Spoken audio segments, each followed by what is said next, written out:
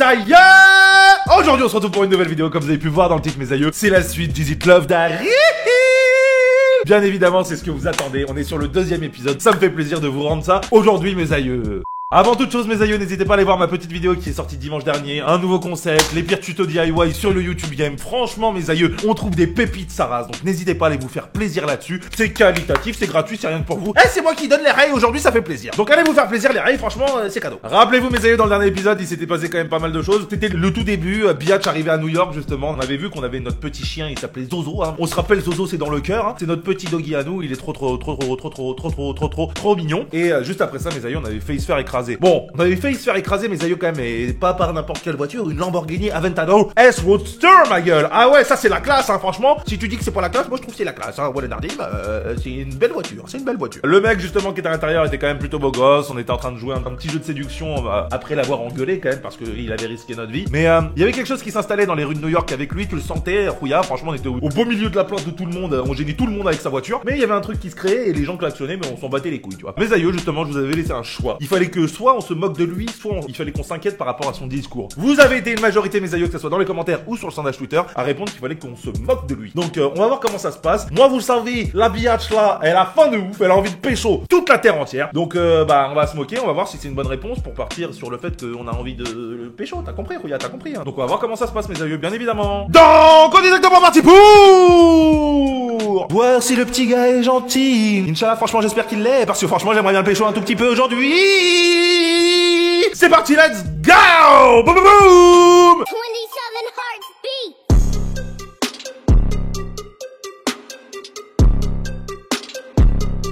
Alors mes aïeux, je m'inquiète, je me moque. Vous m'avez dit de répondre je me moque, donc on va mettre je me moque. Inch'Allah c'est la bonne réponse les reilles. Inch'Allah, je me moque. Tu dois pas être du coin pour croire que personne ne va finir par abîmer ta voiture qui est garée n'importe comment. J'avoue ça dans New York, Wallen Nardim, les gens font pas trop attention à leur voiture hein. Ou surtout à celle des autres plutôt. Ah Wallen Nardim gros, crois-moi. Le beau brun jette un regard à la route, il fait tourner ses clés de voiture autour de son doigt avec un bref signe de tête pour acquiescer. Ouais c'est vrai, t'as raison ouais. T'as pas l'air trop con comme ça dans les rues de New York. J'avoue t'as raison alors que t'as la ville entière qui te klaxonne parce que tu bloques la route. Non, hey, non, c'est normal, c'est normal. De toute façon, il s'en fout, il est blindé, il est blindé. T'as pas tort, je dois bouger de toute façon. Tiens. Qu'est-ce qu'il m'a filé? Il sort de sa poche intérieure un petit carton qui semble être une carte de visite et me la tend. Ah, coquin, tu veux qu'on se revoie, toi? Je peux y lire DO Import Export en lettres capitales et un numéro de portable noté en dessous. Appelle-moi si t'as envie de causer voiture ou de toutes ces choses que tu rêves de m'apprendre. Coquineux. Ah, t'inquiète pas, dans ces cas, je vais te ken, toi, c'est sûr. En attendant, si tu veux bien t'écarter, ce serait dommage d'abîmer une si jolie carrosserie. Ah, tu parles de moi ou de ta voiture? Et sur un clin d'œil, il démarre. Je recule jusqu'au trottoir et le regarde s'élancer dans le flot de la circulation en faisant rugir le moteur du bolide. Je suis perplexe, j'ai bien rigolé. Ah, t'inquiète pas. Là, on part sur des bonnes critiques, là. On a envie de ken, là. T'inquiète pas, on a bien rigolé, il nous a fait rire. Franchement, les reilles, pour le peu d'hommes masculins qui est sur ma chaîne. Les gars, faites rire les filles. Elles aiment bien ça, hein. Voilà, Nardim, hein. La tête qu'il a fait quand j'ai parlé des caractéristiques de sa Lambo, il ne s'y attendait pas. Bah tu m'étonnes en même temps, bœuf. T'es genre Pimp My Ride toi, mais en mieux. Alors Wallen Nardim, Rouillette, hein, t'as dû regarder Turbo tous les dimanches toute ta vie, donc à un moment, voilà. Quand je vais raconter ça à Jason, il ne va jamais me croire. Ah Jason, ouais c'est vrai, c'est notre petit frère qui est censé être mort, mais bon on va le revoir donc il a ressuscité. Je me remets en route pour le boulot sans perdre de temps, je suis déjà en retard et mon manager a horreur de ça. Je travaille chez Quarter Corporation, c'est une firme jeune et dynamique, fondée par un mystérieux et jeune héritier du même nom. Il est magnétique, il est inaccessible. Je vais mettre il est magnétique. C'est un Pokémon, il s'appelle Magnéton. J'ai de la chance, je travaille dans un immense building en plein centre-ville et dans le service qui me correspond le mieux, la communication. Oh là là, elle fait de la pub, la Rouillette, elle fait de la pub. Gabriel Simmons, mon manager est compétent et exigeant, je respecte ça même si je me mets beaucoup de pression. Et pour la bière. C'est Biatch, hein, elle vient d'un monde où elle a vécu avec des beaufs, on se rappelle, hein, donc c'est toujours dans le sang. Blond avec un regard azur pénétrant, lorsqu'il pose les yeux sur moi, je me demande toujours à quelle sauce il va me manger. Putain, mais on va aussi le ken le manager. Oh voilà Nardim, je suis chaud patate là. Ah ça va partir en gangbang, t'inquiète pas dans cette saison là. Ça ne me dérange pas, c'est gênant. Ah ça ne me dérange pas bébé. Mais heureusement, il y a Matt, c'est mon binôme au service communication, un brin très sympa, avec un humour hors catégorie. Tandis que je pense à mon comique de collègue, mon portable se met à sonner, et ça me fait vibrer, où tu penses, Rouillard. Un miracle que je tombe dessus du premier coup, je m'empresse de décrocher avant que la sonnerie ne s'arrête. Mademoiselle Touche, RPZ2. Ouais, j'ai fait comme ça vu qu'on sait pas qui parle, tu vois. Elle-même? Mademoiselle Touche, RPZ2, hôpital Bellevue. Je vous appelle du service des urgences. Mais pourquoi vous m'appelez? Je suis pas malade? Oh mon dieu, qu'est-ce qui se passe? C'est Jason Touche, RPZ2, S'agit-il de votre frère? Bah oui, mais qu'est-ce qui lui arrive maintenant? C'est mon frère, bon sang, dites-moi qu'il va bien! Nous venons de la mettre. Il présente de multiples blessures et il est inconscient. Nous avons trouvé vos coordonnées dans son téléphone. Sérieusement? Jason, il est tout cassé. Mais pourquoi? Comment ça, inconscient? Oh non, pas encore. Qu'est-ce qui lui est arrivé cette fois? Pourquoi pas encore? Ah, mais c'est qui là, l'extolard là, qui arrête pas de se battre et qui finit tout le temps en hosto là? C'est pas mon frère quand même. Pourriez-vous venir? Il y a des documents à remplir et les médecins souhaiteraient voir vous poser quelques questions. Bah, il faut que j'aille le voir. Bah oui, attends, vas-y, tu vas pas le laisser crever. J'arrive tout de suite. Entendu, j'avertis les médecins. Je raccroche immédiatement et me hâte de trouver un taxi. Un taxi! Faut comme ça aux États-Unis. Ils sifflent, ils font.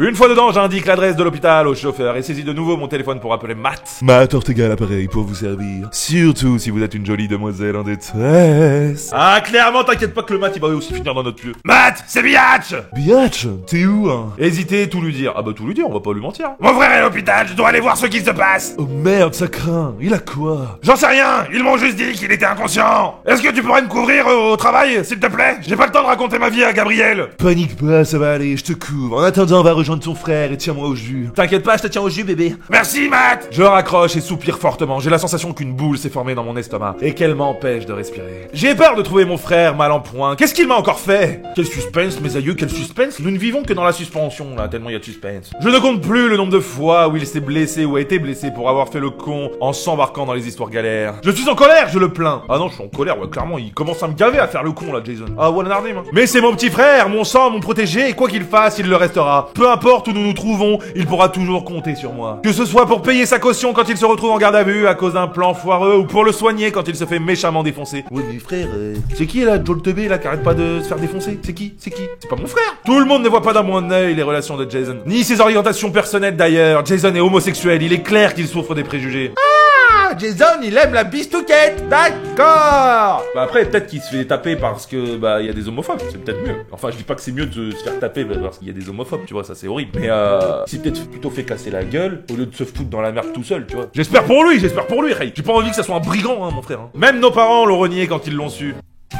Sérieusement? Même mes parents, c'est des enculés? Oh là là. Oh, ça me déçoit. Franchement, mes parents, je leur chie sur la gueule. Hein. Ah, voilà, Narjim, frère. Soyez ouverts, les hey. Eh, c'est pas parce qu'il aime la bistouquette que faut pas l'aimer. Attends, le pauvre. Ils sont dans une autre génération. Je suis en colère contre eux. Je suis en colère contre eux. Hein. Voilà, Narjim. Hein. Eh, mes parents, ils sont dans une autre génération. Si je leur avais dit que j'aimais la bistouquette, ils auraient pas dit non. Hein. Voilà, Narjim. Hein. Oh, ils se seraient peut-être foutus de ma tronche, surtout mon père. Non, je rigole.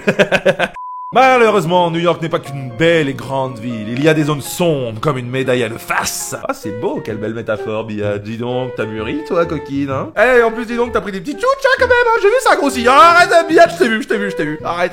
Du coup, il enchaîne les petits boulots par-ci, par-là, et tombe souvent sur des mecs peu recommandables aux activités louches. Ce qui l'amène à être au mauvais endroit, au mauvais moment, et à finir à l'hôpital, comme aujourd'hui. Ouais. Et il cherche aussi un peu, hein. On a tous fait des petits boulots, et ça m'est jamais arrivé de me retrouver. Peut-être je suis chanceux, tu vois. Et quand même, après, je pense, j'ai un peu le pif, hein. Quand je sais que ça pue du cul, moi je me casse, hein. Ah, voilà, Nardi, pareil, hein, j'ai pas des problèmes. Faites que ça ne soit pas trop grave. J'ai peur, je ne m'inquiète pas. Non, je m'inquiète pas, vas-y, c'est Jason, de toute façon, il va pas mourir. J'entre dans le bâtiment et me dirige tout droit vers l'accueil des urgences. Bonjour, on m'a appelé il y a une dizaine de minutes pour mon frère. Il a été admis ici aux urgences. Il me faudrait son nom. Tuche, RPZ2, Jason. La mif, quoi, la mif. Jason Tuche, RPZ2, c'est moi qui me suis occupé de lui. Je me retourne pour voir qui a parlé et tombe nez à nez avec un jeune interne aux cheveux sombres et au visage pâle. Il me considère pensivement. Vous devez être sa sœur, j'imagine. La réception m'a prévenu que vous alliez venir. Suivez-moi. Votre frère est stable, il a eu de la chance, malgré les circonstances. Ça aurait pu être bien pire. Néanmoins, je préfère vous avertir, son état peut vous surprendre. Ce qui lui arrive, ouais, ça rate, tu me fais peur. Je veux voir mon frère, je l'interroge sur Jason. Je l'interroge sur Jason, j'ai envie de savoir ce qu'il a. Mais il va bien, n'est-ce pas? Il va s'en sortir, est-ce que je peux le voir? Oui, bien entendu, votre frère va s'en sortir, mais il a de nombreux hématomes un peu partout sur le corps, notamment sur le visage. Mais il s'en sortira, ne vous inquiétez pas. Ouais, mais voilà, Nardine, attends, il s'est fait latter la gueule sur tout le corps, tu me dis, il y a des hématomes de partout. On dirait des grosses piqûres, mais c'est des hématomes, c'est des bleus. Mes boyaux se tordent, il parle de mon frère, mais je ne dois pas m'inquiéter. Crétin de Toubib. Ça m'a fait rire. Je pose la main sur la poignée et ouvre la porte lentement. J'entre et referme la porte derrière moi. La lumière matinale filtre par la fenêtre et j'entrevois le corps de Jason sur le lit. Ah, bah dites donc, hein. Le Jason, il est pas dégueulasse, hein. Ah, il doit en lécher de la bistouquette, hein. Ah, voilà, Nardim. Ah, je suis fier de toi, frérot. Ah, t'es beau gosse, t'es beau gosse, t'es beau gosse. Il est en un seul morceau, c'est déjà ça. Je m'assis près de lui et lui prends la main. Comme m'avait prévenu l'interne, Jason est inconscient. Oui, il est dans le coma, il est dans le coma. Super. Mon frère est dans le coma, c'est super. Cependant, il respire sans assistance, ce qui me rassure. Pour ce qui est de son visage, il est tuméfié de partout. Et un méchant cocard recoupe son œil droit. Je presse sa main et la porte à mon front. Des larmes coulent sur mes joues. Impossible de rester de marbre face à une telle situation. Ah bah enfin, elle craque un peu la bibi là. J'allais me demander quand est-ce qu'elle allait craquer, mais là, enfin.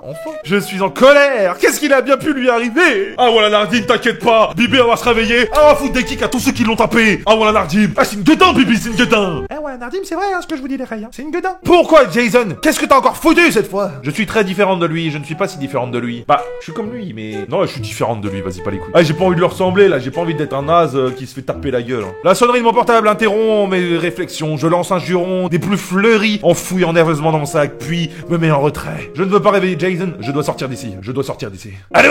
C'est qui celle-là là? C'est Lisa. Donc ça va être une pote. Faut qu'on lui trouve une voix elle. Bah c'est Lisa. C'est Lisa. C'est Lisa. C'est Lisa. Biatch, c'est Lisa.